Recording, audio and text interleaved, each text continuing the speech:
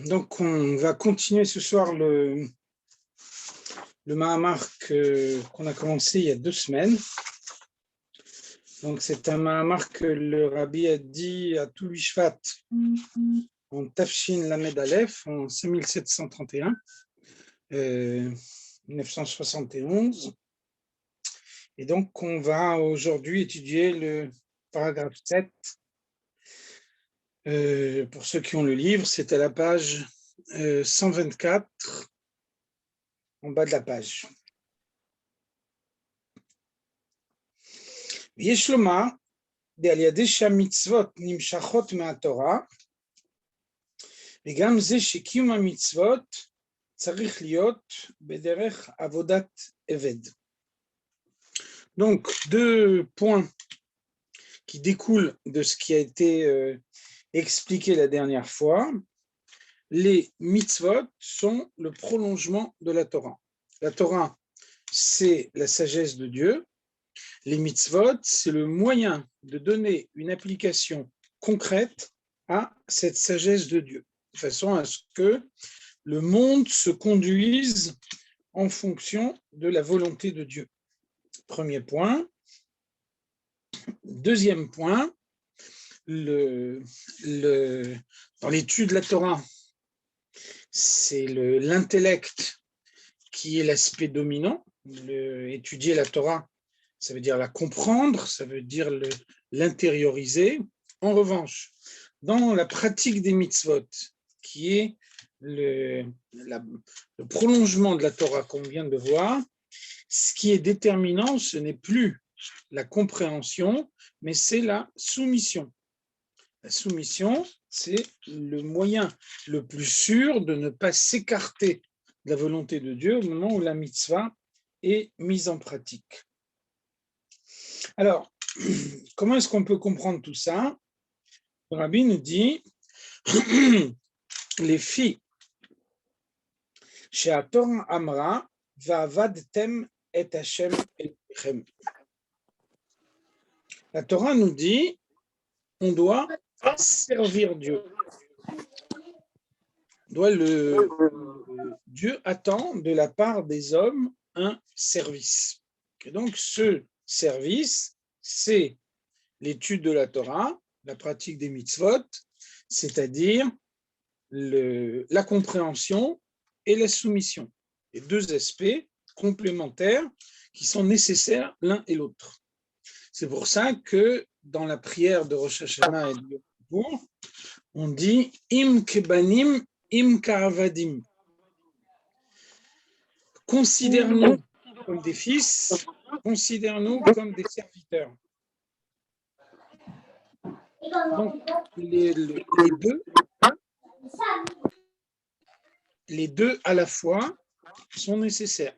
Considère-nous comme des fils, c'est l'étude de la Torah. Considère-nous comme des serviteurs, c'est la pratique des mitzvot. Il y a des nimshach me'ein atanug de Torah, gam be'avodat de kabbalatol, avodat eved shebekiyum mitzvot. Et donc, de cette façon-là, on voit que l'étude de la Torah, qui est donc, on a dit, une activité intellectuelle, elle procure un plaisir. Le fait d'avoir compris une idée nouvelle, le fait d'avoir saisi une notion nouvelle de la Torah qu'on ne connaissait pas au préalable, ça procure un plaisir intellectuel, alors que la pratique des mitzvot, c'est avant tout un acte de soumission. La soumission ne procure pas de plaisir. Et donc, envisager les mitzvot comme le prolongement de la Torah, c'est un moyen d'introduire le plaisir de l'étude dans la pratique des mitzvot. On voit que dans les Mahamarim de Tavresh Samervav de 5666-1906, une des idées importante que le Rabbi Rachab introduit, c'est la différence entre Eved et Eved Neeman, un serviteur et un serviteur fidèle. Donc, l'un comme l'autre, Eved et Eved Neeman, appliquent scrupuleusement la volonté de Dieu. Il y a pourtant une différence. On voit que la Gemara nous dit Avda behefkera nichale. Un serviteur qui n'a rien à faire, il est content. Ça veut dire que, de façon générale, le serviteur est soumis à son maître. Quand son maître lui demande quelque chose, alors il le fait immédiatement. Néanmoins, s'il arrive que son maître ne lui demande rien, alors il ne fait rien et il en est très content. Donc, c'est la différence entre Eved et Eved Neeman. Eved Neeman, serviteur fidèle, c'est celui qui, au moment où son maître ne lui demande rien, va se demander lui-même de quelle manière il peut procurer du plaisir à son maître. Donc, vous voyez bien la différence. Le premier, le Eved, s'acquitte de son devoir. Donc, on ne peut pas lui reprocher de ne pas accomplir la volonté du maître, il le fait. Néanmoins, il se contente de son obligation sans aller au-delà. Le second va au-delà de son obligation et donc, par cette démarche, par le fait qu'il dépasse la ligne de la loi, il dépasse son obligation, alors il montre qu'il est arrivé à faire du plaisir du maître son plaisir personnel. Donc c'est ce que le Rabbi explique ici, de quelle manière un acte qui est par nature un acte de soumission, sachant que a priori la soumission fait abstraction du plaisir. Donc comment est-ce qu'un acte de soumission devient un acte de plaisir? Comment est-ce qu'on y parvient concrètement? Donc le moyen d'y parvenir, c'est de prolonger le plaisir de l'étude dans la pratique. Et à ce moment-là, le plaisir de l'étude devient le plaisir de la pratique. Désé, Shegam Eved Pashut, Shavodato Imitzad Ola Adon Amutal Alav. Le serviteur, le simple serviteur, à la différence du serviteur fidèle, c'est celui qui sait qu'il doit être soumis à son maître. Et donc, chaque fois qu'il fait quelque chose, il le fait par soumission. Et donc, le plus qu'on peut avoir dans le service de cet homme, c'est que Mishtaden she'amlacha she'ose tiye le noy ultiferet la adono.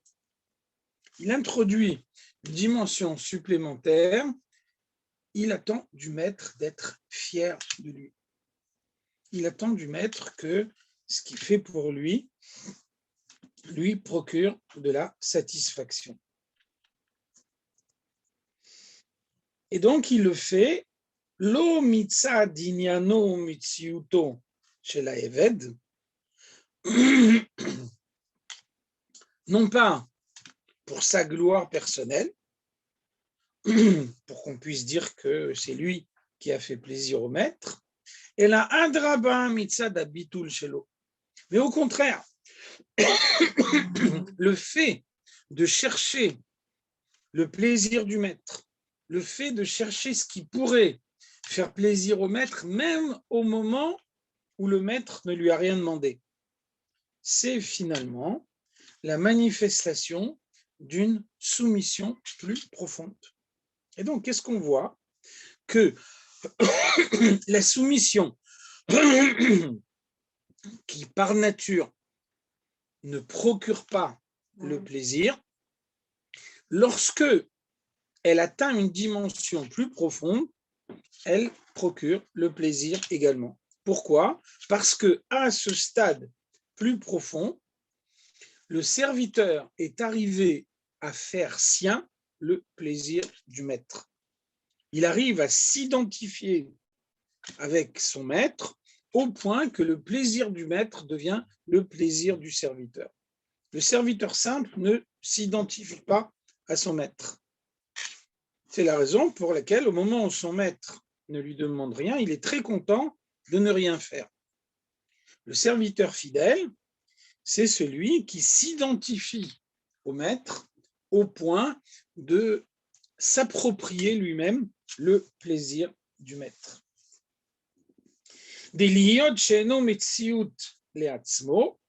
Donc il a intériorisé le fait qu'il ne possède pas d'existence personnelle, la reine, ata'anouk shela adon ou ata'anouk shelo.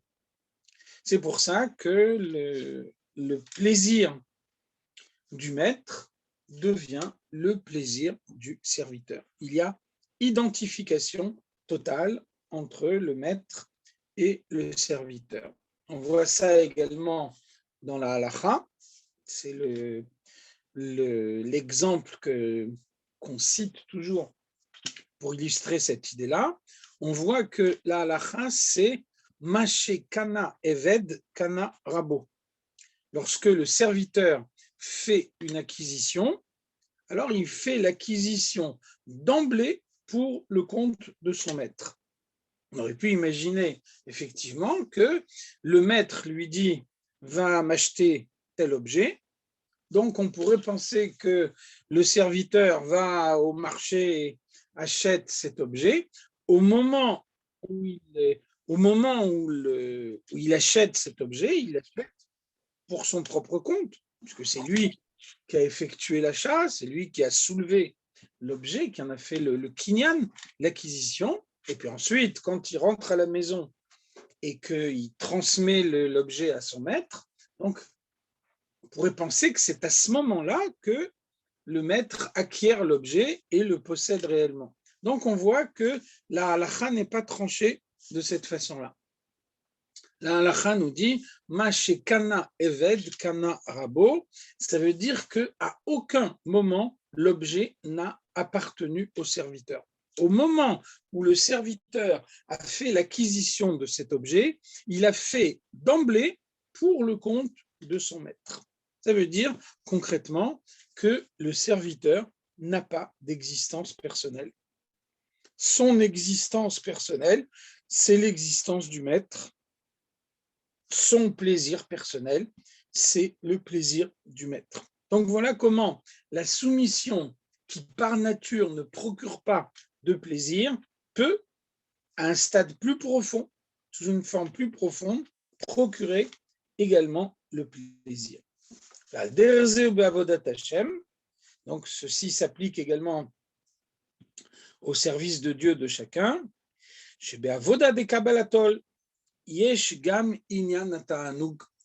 Il faut arriver à se soumettre à Dieu et à faire en sorte que cette soumission procure le plaisir. En d'autres termes, il ne suffit pas d'être un Eved, il faut être un Eved Neeman, il faut arriver à trouver son plaisir dans la soumission à Dieu. Donc, utiliser pleinement les forces de sa personnalité, notamment les forces intellectuelles qui sont la base même de la personnalité.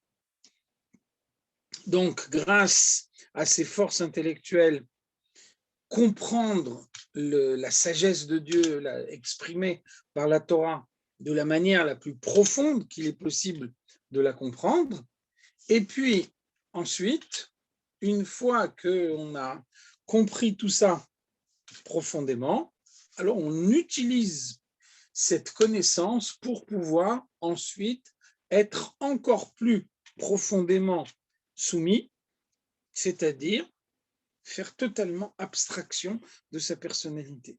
De cette façon-là, c'est la conscience de soi qui conduit à une soumission plus grande. On peut rapprocher ça de l'explication qui est donnée à propos des élèves du Harizal. On dit que le matin, tous les matins, quand les élèves du Harizal mettaient les tchilines, pendant 1 heure, ils réfléchissaient à tout ce qui se passe dans les mondes supérieurs au moment où on met les tchilines, quels sont les processus spirituels qui s'accomplissent à ce moment-là, les lumières qui se dévoilent dans les mondes supérieurs et qu'est-ce que ça accomplit dans ce monde matériel. Et puis ensuite, après avoir médité à tout ça pendant 1 heure, alors ensuite, ils prenaient une 2e heure pour oublier tout ce à quoi ils avaient réfléchi. Et à l'issue de cette 2e heure, il disait Ani mitpalel ledaat ze atinok. Je vais maintenant prier comme le ferait un enfant. Un enfant qui n'a pas du tout étudié la Torah, qui ne connaît rien. Et donc, quand il s'adresse à Dieu, il s'adresse à l'essence de Dieu parce qu'il ne connaît pas l'existence des mondes supérieurs et de tous les stades intermédiaires de la création et de la manière dont la lumière de Dieu se dévoile à tous ces stades. Donc, quand on dit qu'ils oubliaient ce qu'ils avaient pensé pendant l'heure précédente, c'est évident qu'ils ne l'oublient pas. Ils ne l'oubliaient pas vraiment. La preuve, c'est que dès le lendemain matin, ils y pensaient encore une fois. Donc, qu'est-ce que ça veut dire quand on dit ils oubliaient? Ça veut dire que après avoir mis en avant l'intellect pendant 1 heure, ensuite, pendant la 2e heure, ils s'employaient à ce que leur perception intellectuelle les conduise à une soumission plus profonde. Donc, c'est de cette façon-là que la compréhension intellectuelle qui suppose l'utilisation de ses capacités, c'est-à-dire le contraire de la soumission, non seulement n'est pas contradictoire avec cette soumission, mais bien au contraire peut conduire à une soumission beaucoup plus profonde.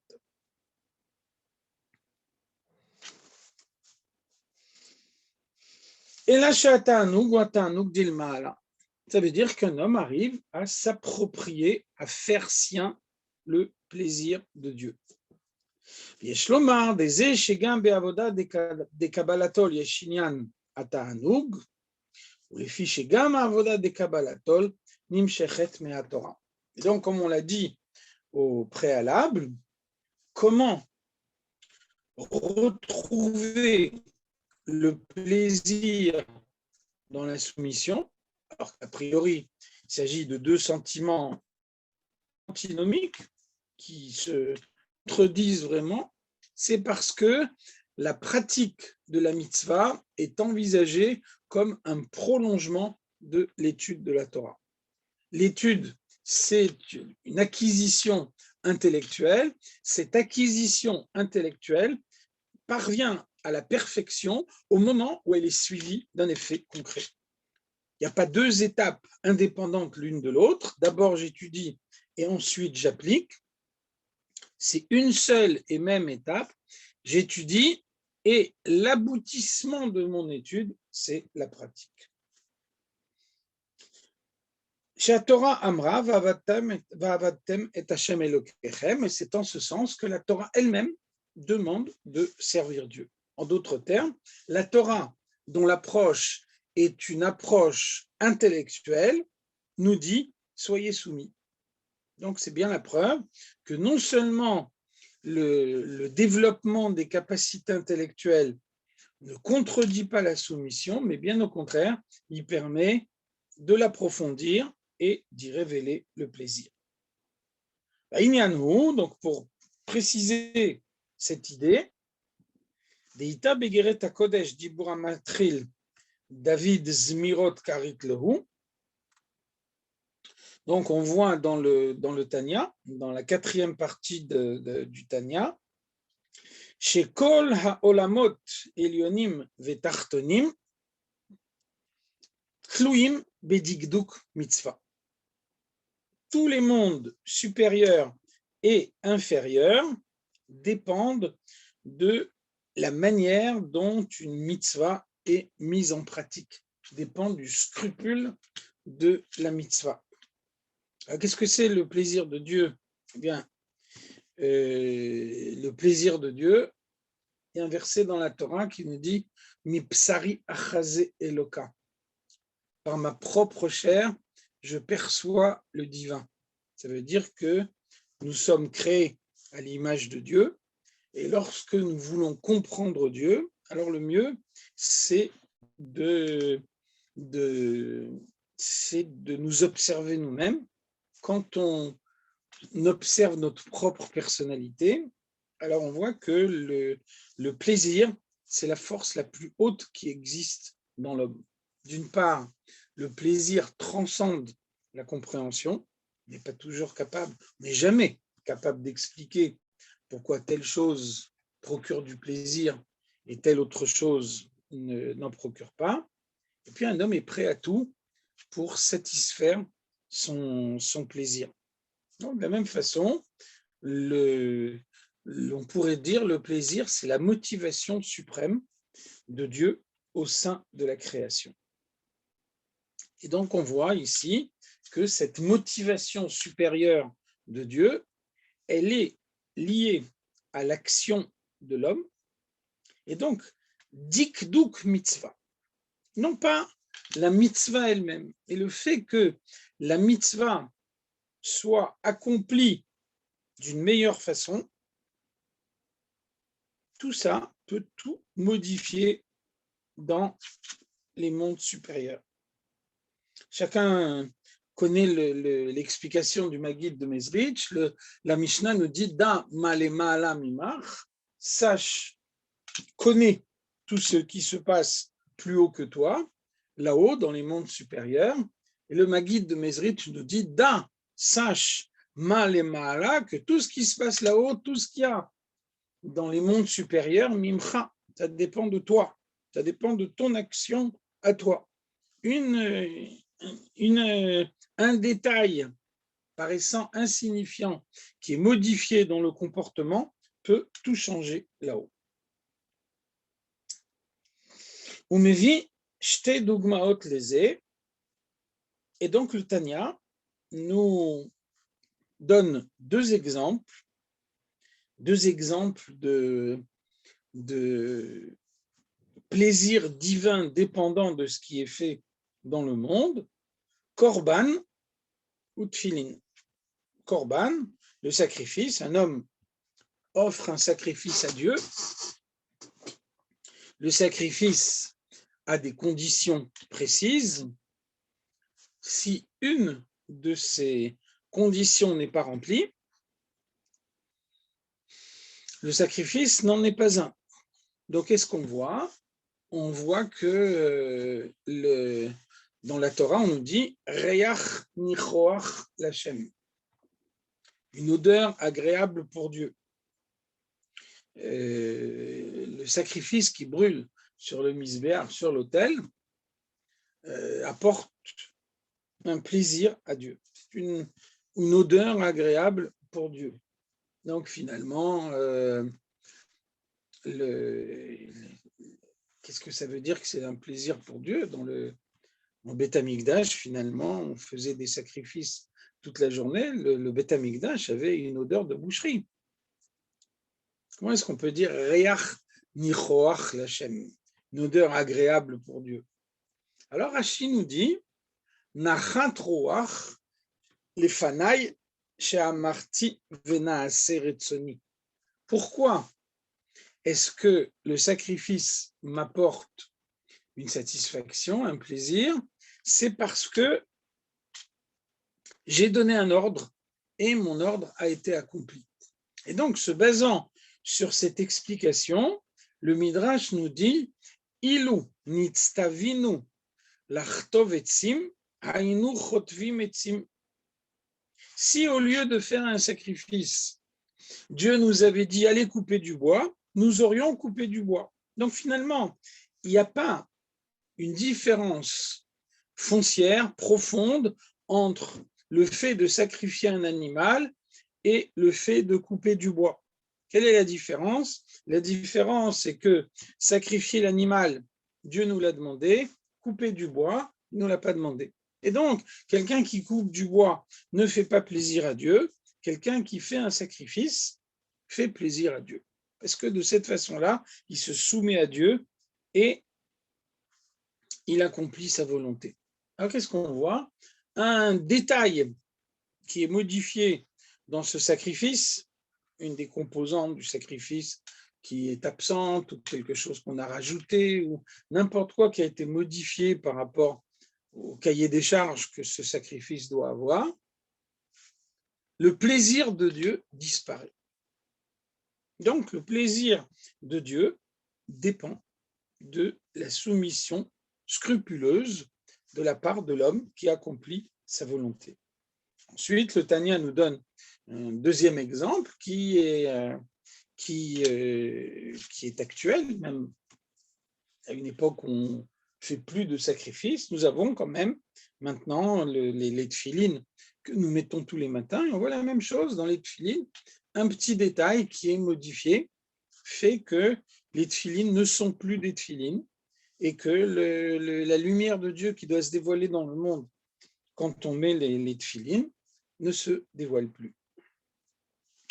Umevaer Ha'amur be'arotav letania, on voit que le père du Rabbi Levi Yitzhak, a fait un commentaire de certains chapitres du Tanya. Et donc, le père du Rabbi explique de Ata'am shetafaz bet mitzvot elu korbanut tfilin hu. Pourquoi, quand on veut nous expliquer cette notion de plaisir de Dieu, qui est la conséquence de la soumission de l'homme, pourquoi est-ce que le Tanya fait le choix précisément de ces deux exemples, le sacrifice et les tfilin? Ki klal inyan mitzvot hu aala ve'amshacha. Donc le père du Rabbi nous explique qu'est-ce que c'est les mitzvot de façon générale. Les mitzvot, c'est un mouvement d'élévation du bas vers le haut et un mouvement de révélation du haut vers le bas. Ça veut dire que chaque objet matériel est un potentiel, une certaine somme d'énergie. Et donc, un homme utilise l'objet matériel en synthétisant l'énergie qu'il a en lui et en la consacrant au service de Dieu. De cette façon-là, cette énergie qui est la sublimation de l'objet matériel, elle s'élève vers Dieu. L'objet n'est plus matériel, la matière, c'est uniquement l'enveloppe de cet objet, mais à l'intérieur de cet objet, il y a une énergie. Cette énergie a été positivée en s'élevant vers Dieu. Et donc, le Zohar nous dit Bitaruta dil tata, itaruta dil ela. Un effort des hommes répond une révélation de Dieu. Et donc, le fait que l'objet matériel a été élevé vers Dieu de cette façon-là, ça fait que une lumière de Dieu, en conséquence, se dévoile dans le monde et fait que l'obscurité du monde est un peu moins forte. Que la fois suivante, où on est confronté à un objet matériel et qu'on doit lui apporter l'élévation, ce sera moins difficile de le faire parce que le voile de la matière sera moins prégnant. C'est également ce qu'on appelle Ratso Veshuv, l'élévation et le retour.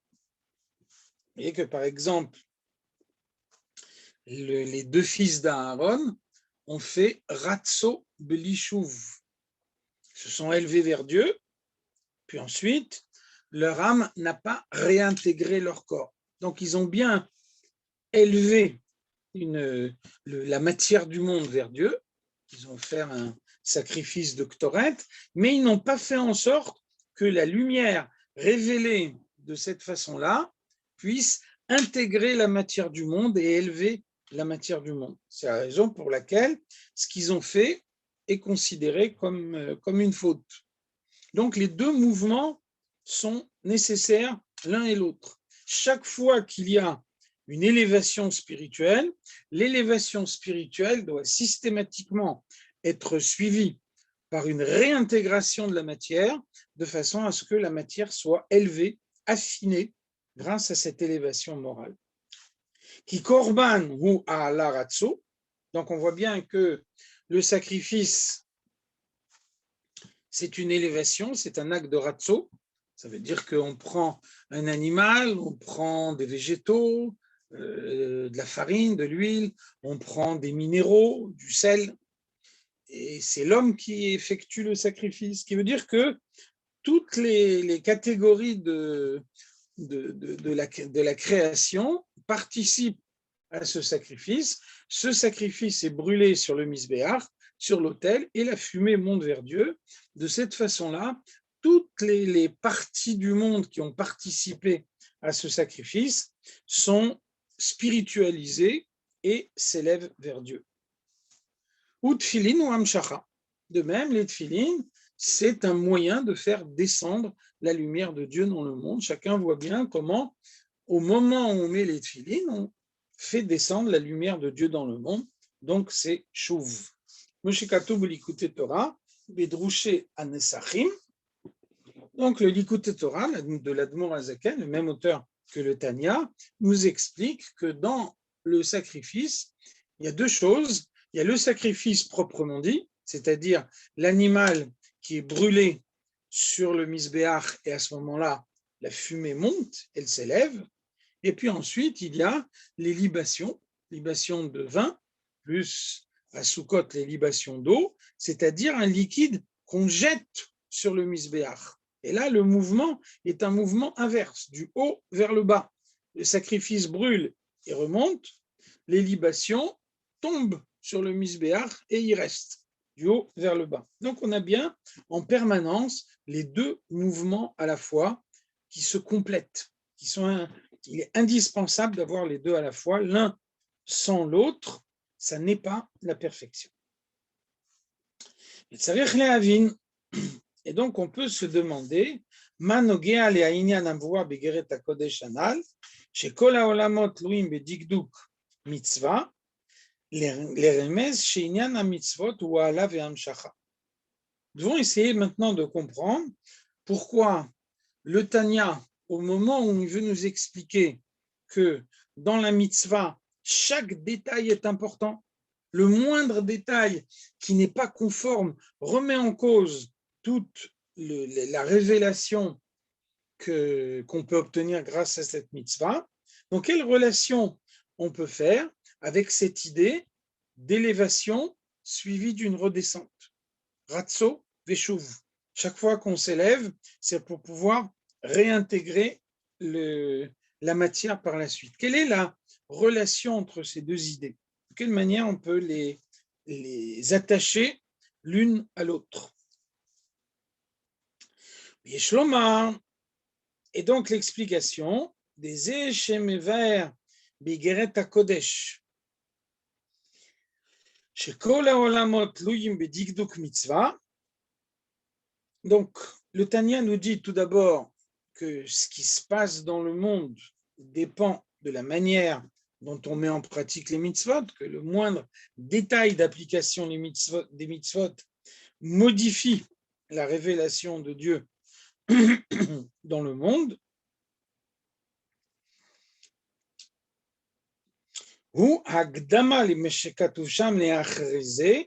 C'est un moyen de pouvoir comprendre l'idée que le Tanya explique ensuite, c'est-à-dire c'est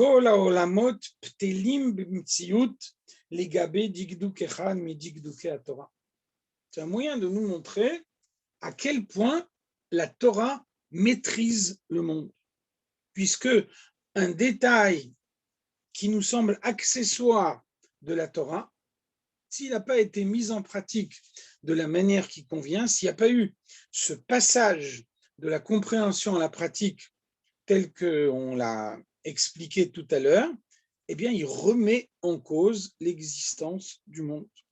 Le monde ne reçoit pas une lumière dont il a besoin et il s'en trouve affaibli.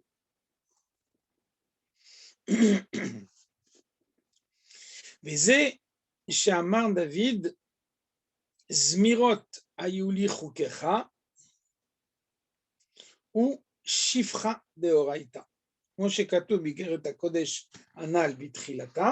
Donc on voit que dans ce chapitre de Igeret HaKodesh, on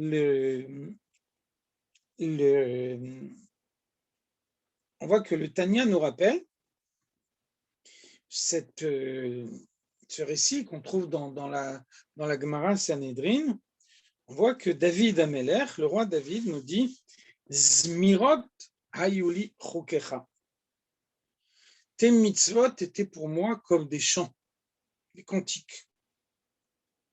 C'est évident que David Amelech l'a dit dans un sens positif.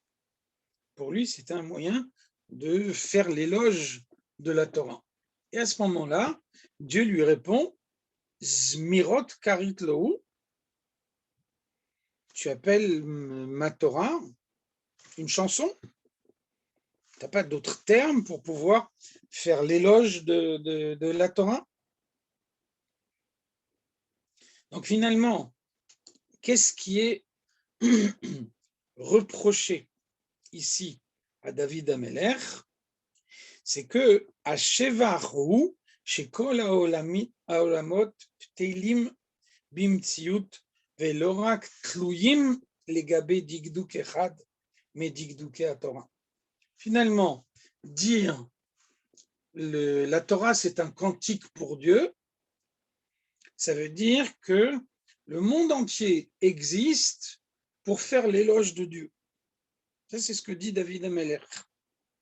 Et Dieu lui répond, mais c'est bien plus que ça, la Torah. La Torah, c'est le moyen d'existence du monde. Le monde entier dépend du moindre détail de ce qu'il y a dans la Torah. Si un détail de la Torah n'est pas scrupuleusement appliqué, alors c'est l'existence du monde elle-même qui est remise en cause.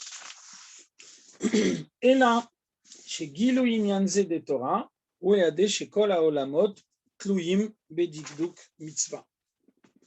Donc, nous voyons que selon qu'une mitzvah est appliquée avec tous ses détails, alors la lumière se révèle ou ne se révèle pas dans le monde.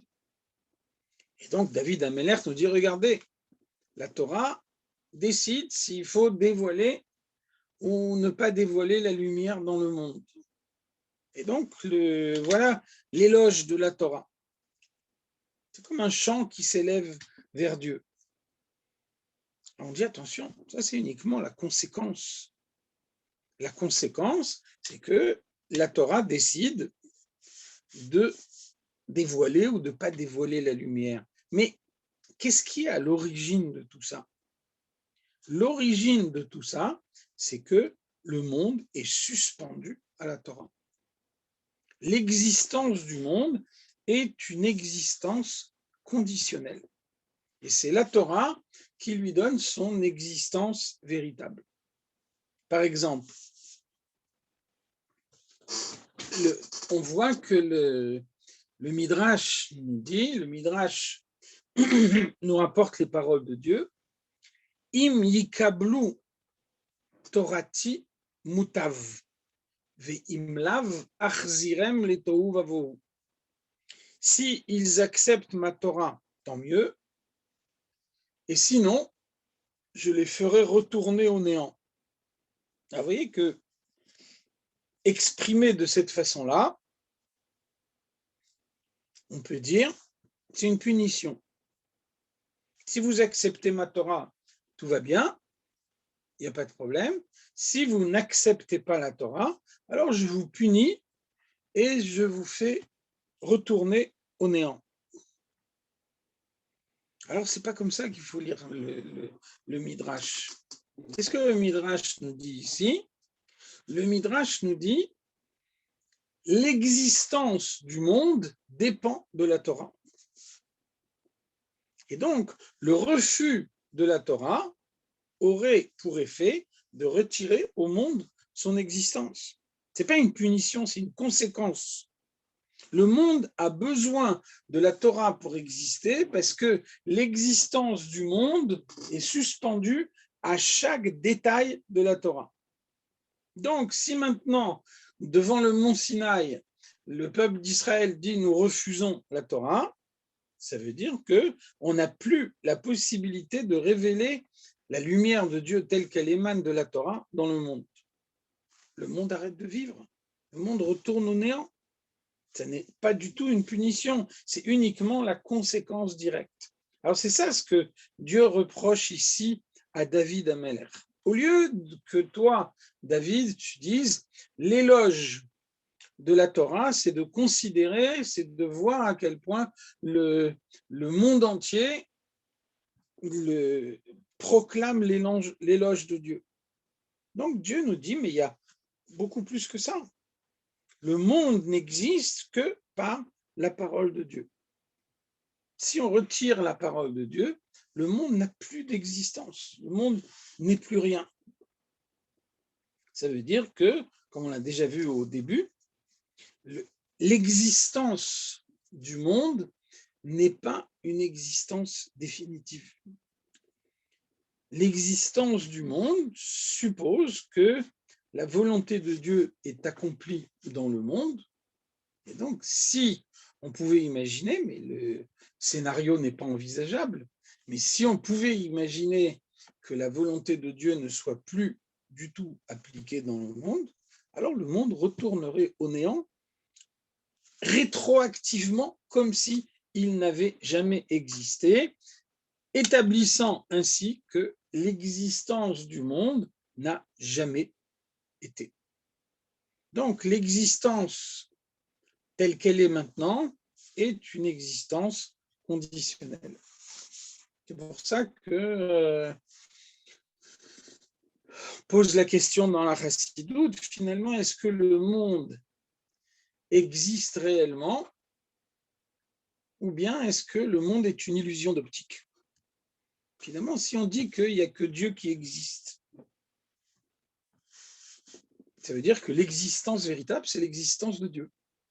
Si on dit qu'il n'y a que Dieu qui existe, donc tout le grand monde que je vois autour de moi, les minéraux, les végétaux, les animaux, tout ça n'est qu'une illusion d'optique. Et donc la réponse de la Chassidoute, c'est de dire qu'en fait les deux réponses sont vraies. Tant qu'on accomplit les mitzvot, tant que la volonté de Dieu est mise en pratique dans le monde, alors grâce au plaisir que Dieu tire de la création, grâce à la lumière de Dieu qui est révélée dans le monde de cette façon-là, l'existence du monde est une existence véritable.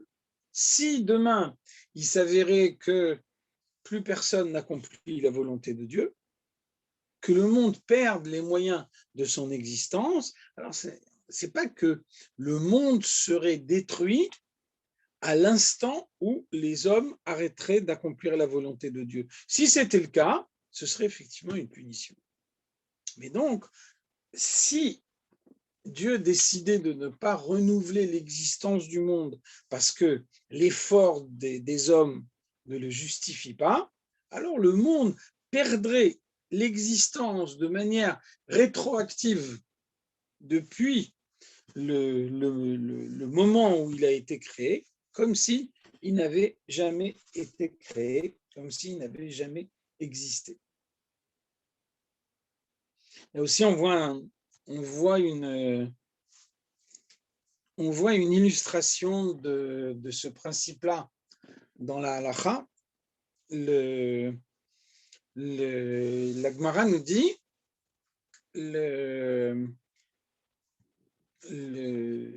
à propos du divorce, on voit que C'est écrit dans la Torah, Venatan la Sefer Kritut.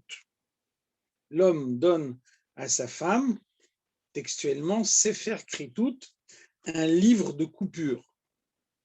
Et donc la Gemara nous explique, la Gemara Giti nous dit qu'est-ce que ça veut dire Sefer Kritut, Davar Akoret Beno Lebena. C'est quelque chose qui fait une coupure entre l'homme et la femme. Ils ne sont plus un couple, et donc l'acte de divorce fait disparaître la relation qui existe entre eux. En conséquence, nous dit la Gemara, si par exemple un homme dit à sa femme « Je te donne un acte de divorce à la condition que tu ne vois plus jamais tes parents pendant tout le reste de ta vie », alors à ce moment-là, le guet n'est pas valable, puisque toute sa vie, pour que le guet soit un guet, il va falloir qu'elle respecte la condition de ne pas voir ses parents. Et donc, il y a finalement, elle a encore une obligation envers son ex-mari, ce qui veut dire qu'elle n'a pas réellement tout coupé avec lui. Donc, le guet n'est pas valable dans ce cas-là. En revanche, si l'homme dit à sa femme, je te donne le guet à la condition que tu ne vois pas tes parents pendant 30 jours. Alors, comment il dit dans ce cas-là? Quelle est la halakha? La halakha, c'est qu'on va attendre la fin des 30 jours. Et si, au bout des 30 jours, on s'est aperçu que cette femme n'a pas vu ses parents pendant toute la période, alors le guet sera valable, non pas le 30e jour, mais le premier jour. C'est le 30e jour où on peut vérifier que la condition a été intégralement respectée, et à ce moment-là, le guet est valable depuis le premier jour. Donc la même chose ici. Le monde existe pendant X années, et puis la Xème année, les Juifs ne font plus ce qui est nécessaire pour dévoiler la lumière de Dieu dans le monde. Et le monde disparaît. Il ne disparaît pas la Xème année, il disparaît la première année. On établit de cette façon-là, de manière rétroactive, que le monde n'a jamais réellement existé. Donc on a bien les deux choses à la fois, une existence et une non-existence. C'est ce qu'on appelle ici la soumission totale du monde. Et donc cette soumission totale, elle est tellement importante que Dieu dit à David Améler, mais comment, quand tu veux faire l'éloge de la Torah, tu peux baser ton éloge sur autre chose que cet élément-là, tellement il est important. Les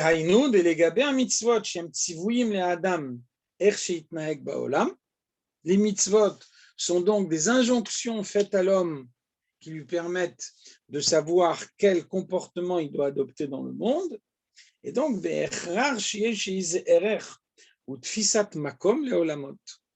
ça veut dire que quelle est l'importance du monde, quelle est l'existence véritable du monde? L'existence véritable du monde, c'est la création d'un périmètre dans lequel la mitzvah pourra s'appliquer.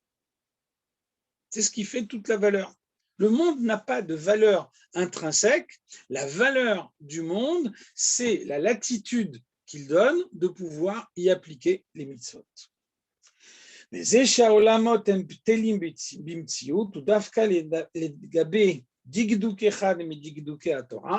c'est pour ça que l'existence du monde dépend non pas de la Torah en général, dans sa globalité, mais du moindre détail de la Torah. Un simple détail de la Torah qui nous paraît accessoire peut en réalité remettre en cause totalement l'existence du monde.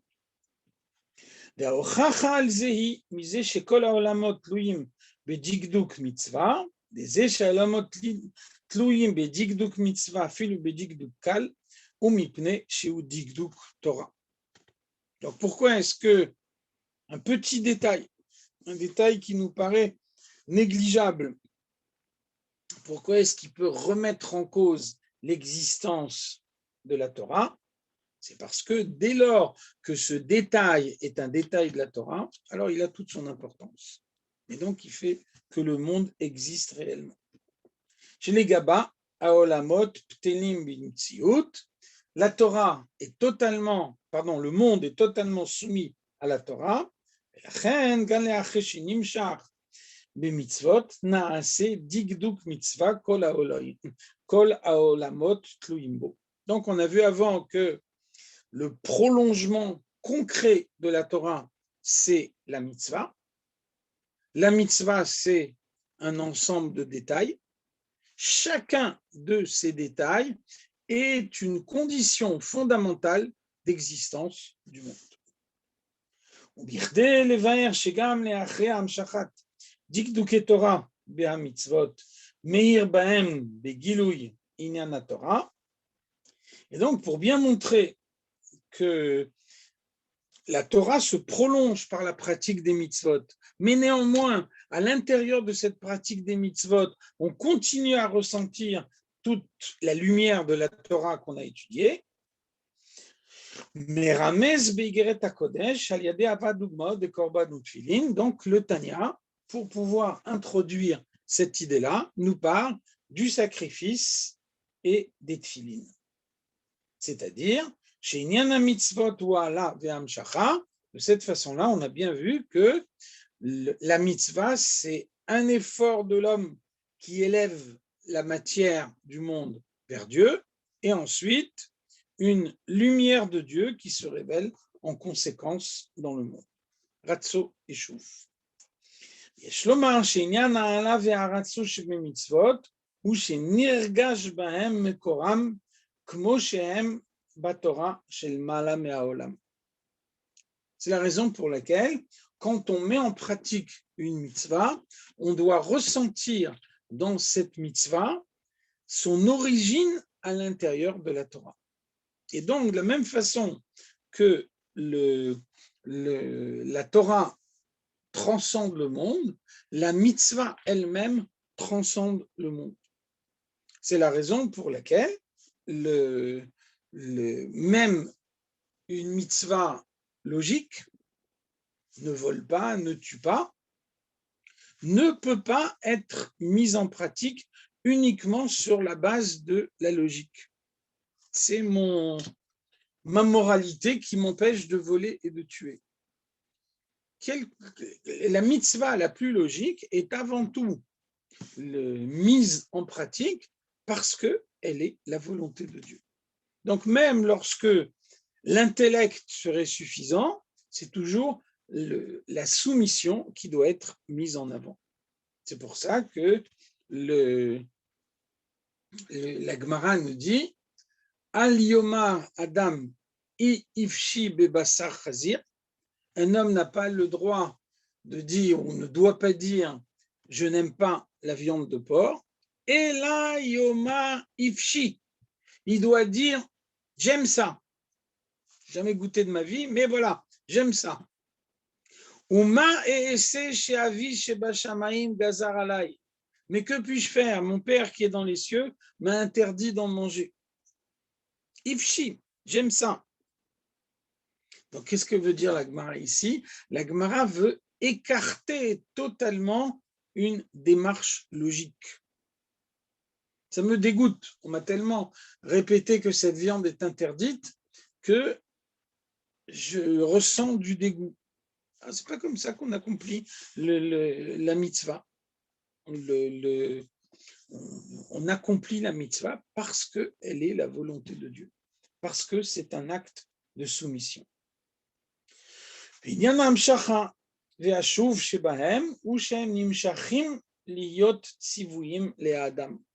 Ensuite, il y a la révélation qui est obtenue par la mitzvah, et la révélation qui est obtenue par la mitzvah, c'est la capacité qui est donnée à l'homme en chacune de ses actions de se soumettre totalement à Dieu. Ratza Akadosh Baruch Hu lizakot et Israël, Dieu a voulu conférer un mérite aux Juifs, les fichach hirba lahem Torah mitzvot. De ce fait, il a multiplié la Torah et les mitzvot. Donc tout le monde dit, pourquoi 613 mitzvot? Pourquoi une Torah tellement compliquée? Si il y avait une mitzvah ou deux ou trois mitzvot, tout le monde les ferait. Mais voilà, 613 mitzvot, c'est beaucoup trop compliqué. Et c'est pour ça qu'il y a des gens qui ne font pas. Donc c'est faux. C'est pas comme ça qu'il faut le dire. Le Ratsa Akadosh Baruch Hu les akot et Israël. Dieu veut donner un mérite à un juif. Pour lui donner un mérite, alors il fait en sorte que dans n'importe quelle action qu'il peut faire tout au long de la journée, dans n'importe quel détail de son comportement, il y a un moment où il peut manifester sa soumission à Dieu. Et donc, ça ne suffit pas de manifester sa soumission à Dieu une ou deux fois par jour, et puis après, pendant tout le reste de la journée, on peut faire ce qu'on veut. Le mérite que Dieu nous donne, c'est la possibilité d'avoir à tout moment un geste par lequel on peut donner une expression concrète à cette soumission. Et donc, Vegam az nirgash baem shamakor shelahem u batorah.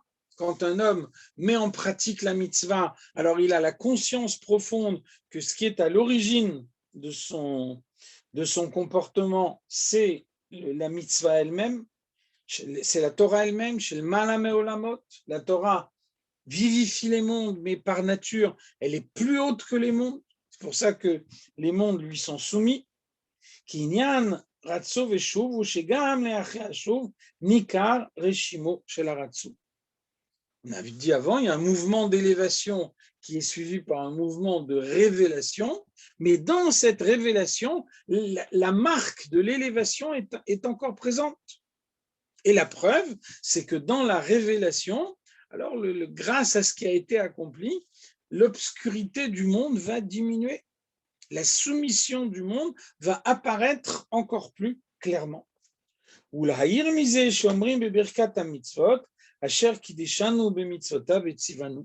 C'est la raison pour laquelle, quand on met en pratique une mitzvah, quelle que soit la mitzvah, nous disons Asher kideshanu bemitzvotav, Dieu nous a sanctifiés par ses mitzvot, vetzivanu, et c'est pour ça qu'il nous a demandé de faire la mitzvah, parce que la mitzvah, c'est la manifestation concrète de cette sanctification.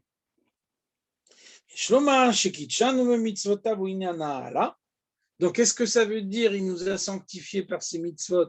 Ça veut dire qu'il nous a donné la possibilité de nous élever vers lui. Il nous a donné la possibilité d'élever vers lui la matière du monde, d'utiliser positivement cette énergie pour l'élever vers Dieu.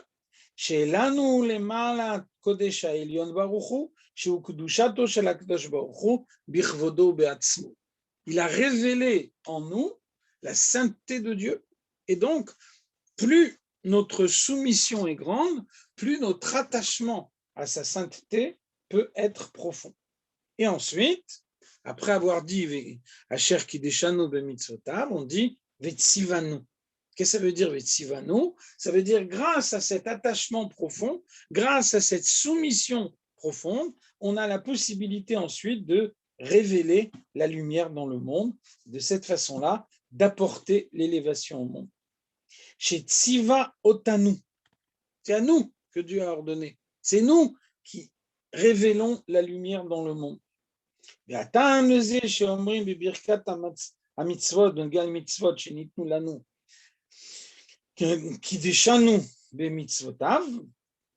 quand Dieu nous donne une mitzvah que nous devons accomplir, nous récitons cette bénédiction.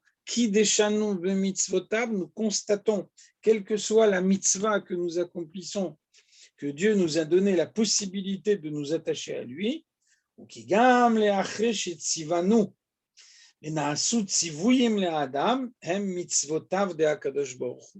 C'est parce que les mitzvot, tels que nous les mettons en pratique, avec tous les détails qui nous ont été mentionnés dans la Torah, après que nous nous soyons appropriés ces mitzvot, après qu'elles deviennent nos mitzvot à nous, que nous mettons en pratique, elles restent les mitzvot de Dieu.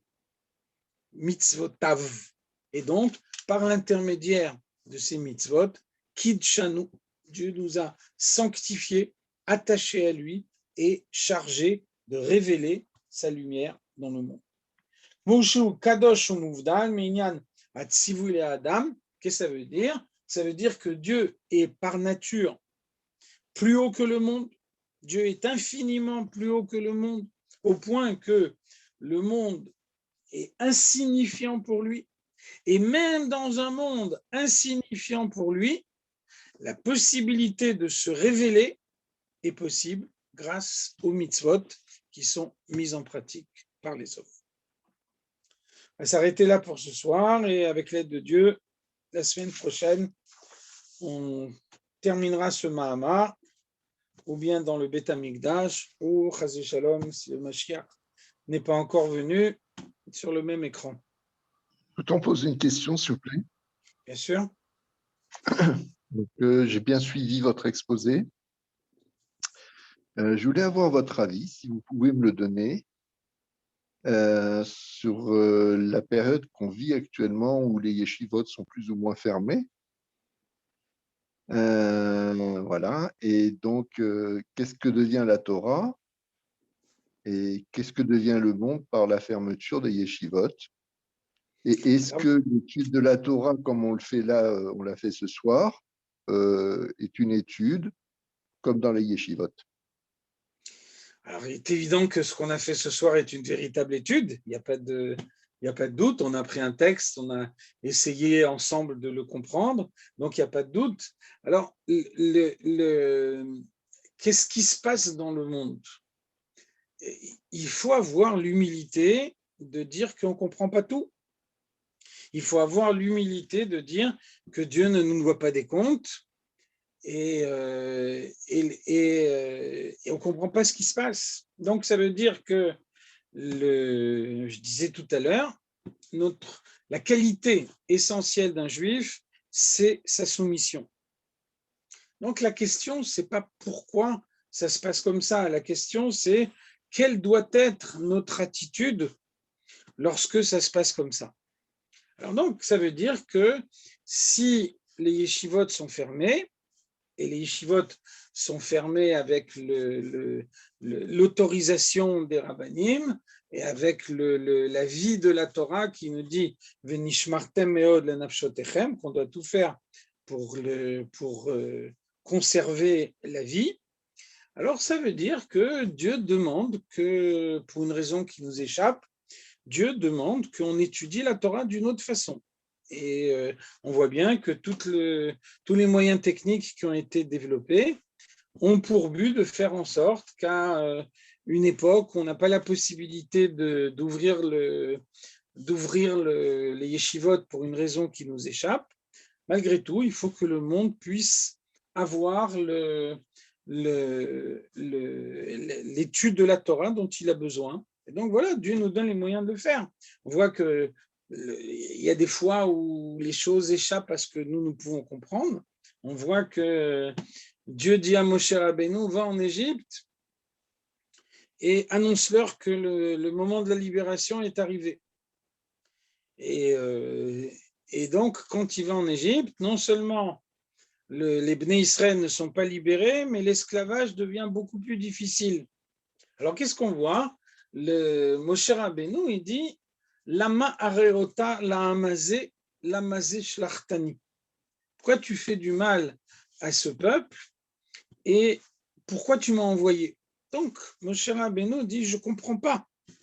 Tu me dis une chose et avec mes yeux, je vois le contraire. Mais à aucun moment, la Torah nous dit que Moshe Rabbeinu remet en cause, que Moshe Rabbeinu abandonne sa mission. Lama shlachtani, pourquoi tu m'as envoyé? Mais il n'abandonne pas sa mission. Il retourne en Égypte et il continue à faire tout ce que Dieu lui permet de faire de la manière dont il peut le faire, dans les conditions qu'il vit. Donc, ça veut dire que Dieu nous soumet à une épreuve. Le but d'une épreuve, c'est de la surmonter. Et donc, nous utilisons les enseignements de la Torah, les conseils des rabbanim, pour essayer de savoir quel est le comportement que nous devons adopter dans la présente période. et nous devons avoir la conviction que lorsque l'épreuve aura été surmontée, alors à ce moment-là, Dieu nous montrera toute l'élévation qui aura été obtenue grâce à cette épreuve. Merci beaucoup. Merci Chaim, bonne soirée. Bonne soirée et à bientôt si Dieu veut. À très bientôt.